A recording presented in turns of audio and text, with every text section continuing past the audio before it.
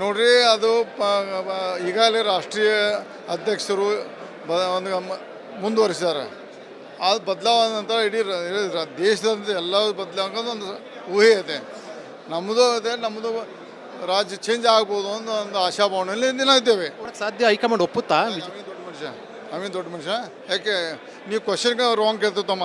Sir ರೇಸ್ನಲ್ಲಿ ನೀವು ಇದ್ದೀರಾ ರಾಜ್ಯದ? ಇಲ್ಲ, ನಾ ರಾಜ್ಯಾಧ್ಯಕ್ಷಿಲ್ಲ, ವಿರೋಧ ಪಕ್ಷ ನಾಯಕೂ ಇಲ್ಲ, ಯಾವುದೂ ಇಲ್ಲ. ನಾವು ಓನ್ಲಿ ಸಾಮಾನ್ಯ ಕಾರ್ಯಕರ್ತ. ನೋಡ್ರಿ ಅದು ಈಗಾಗಲೇ ರಾಷ್ಟ್ರೀಯ ಅಧ್ಯಕ್ಷರು ಒಂದು ಮುಂದುವರಿಸಿದ್ದಾರೆ.